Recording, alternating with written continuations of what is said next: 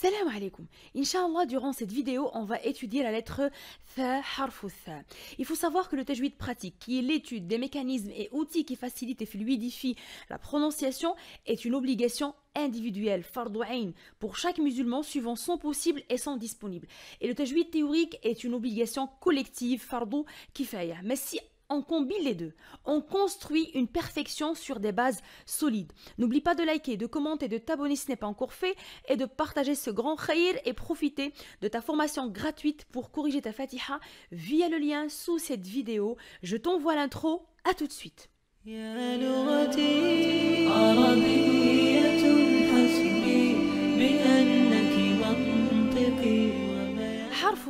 La lettre Tha, elle fait partie des lettres de la langue, précisément l'extrémité de la langue qui se compose de 5 sorties pour 11 lettres, y compris le Tha. La lettre Tha sort donc de l'extrémité de la langue en appui sur les bords ou l'extrémité des incisives supérieures. La plus visible de ces caractéristiques est Ar-Rakhawa.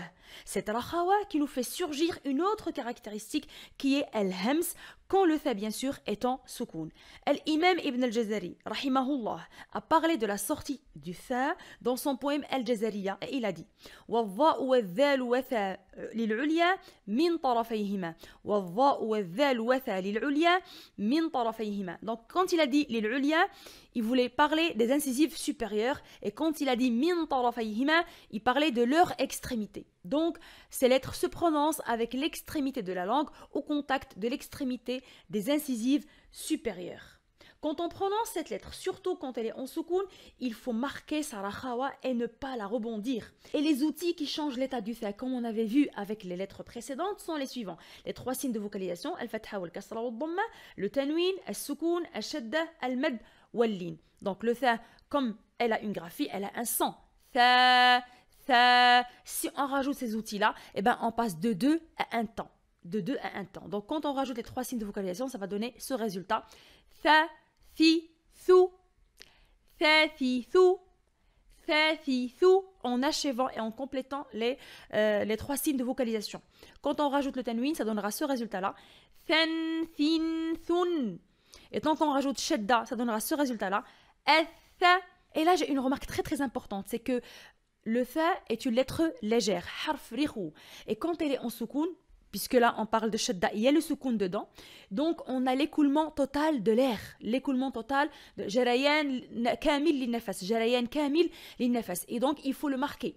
Et quand on le marque, il ne faut pas fermer la sortie.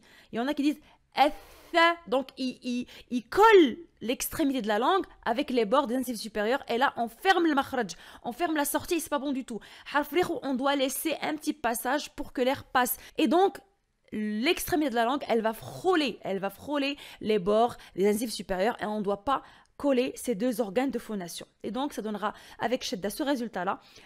Tha, Thi, Thu. Avec soukoun, ça donnera ce résultat-là. Ith, Outh. Et donc je reste parce que j'ai l'écoulement total de l'air. Et là on va étudier le Tha avec huruf al-mad wal-lin.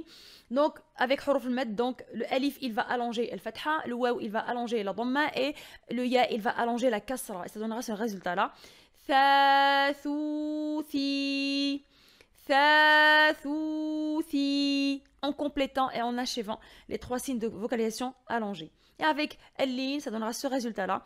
Thaou, Thaï, en allant chercher le waw soukoun et le ya soukoun. Et donc voilà quelques exemples du Tha couplés avec quelques outils. Donc on a le mot Rutha'an, Rutha'an. Donc on a le Tha fatha allongé avec un alif bien sûr plus que de temps puisqu'on a une cause qui est le hamza qui nous a causé se mettre plus que de temps. Et donc ça donnera ce résultat-là.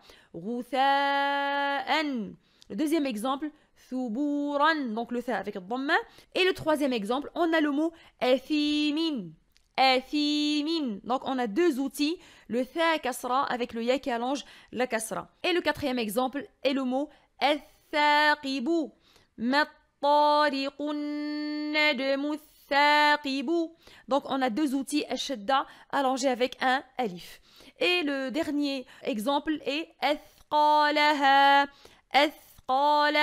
Et donc on a le Tha en soukoun. Et maintenant, on va s'entraîner sur quelques outils avec le tha, avec Surat al-Qari'ah. Bismillahirrahmanirrahim. Al-Qari'ah. Mal-Qari'ah. وما أدراك ما القارعة يوم يكون الناس كالفراش المبثوث. Donc regardez le mot al-mabthouth, on a deux outils, donc le tha dhamma allongé avec le waw et le tha kasra. وتكون الجبال كالعهن المنفوش فأما من ثقلت موازينه. Et on a le mot ثقلت, le tha fatha. فهو في عيشة راضية وأما من خفت موازينه فأمه هاوية وما أدراك ما هي نار حامية. Donc dans cette sourate, on a quelques outils. Donc on a le mot al-mabthouth et on a le mot thaqulat. Et pour finir, voilà quelques graphies du tha composées avec certaines lettres qui influencent sa graphie, c'est-à-dire les différentes manières avec lesquelles le tha s'écrit suivant son emplacement dans un mot. Et donc on a le tha composé avec l'alif, et donc ça donne cette graphie-là. Donc il est au début, il s'écrit comme ça. Quand on le compose avec le sin, il devient comme un del ou comme un del, mais c'est un tha. Avec le dim, pareil, donc tha, dim. Donc le tha, il change aussi de graphie, même s'il est au début. Donc si on compare ce tha mélangé ou composé avec le sin et le dim, la graphie, elle change complètement, même s'il est au début. Donc avec le ya, la même chose. Donc quand on compose le tha avec le ya, il change de graphie, même s'il est au début. Avec le tha aussi, donc le tha composé avec un deuxième tha, donc quand il est au début, ben, il change aussi de graphie. Donc regardez, on a le tha composé avec plusieurs lettres, même avec son identique, et même si il est au début, il change de graphie. Donc ainsi s'achève notre vidéo expliquant le tha. À ton tour pour résumer et s'entraîner. Et si tu as une question concernant une lettre, n'hésite pas à la poser en commentaire.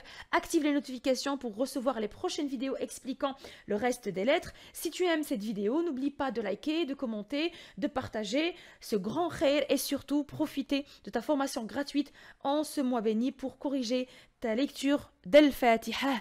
Fi amanillah.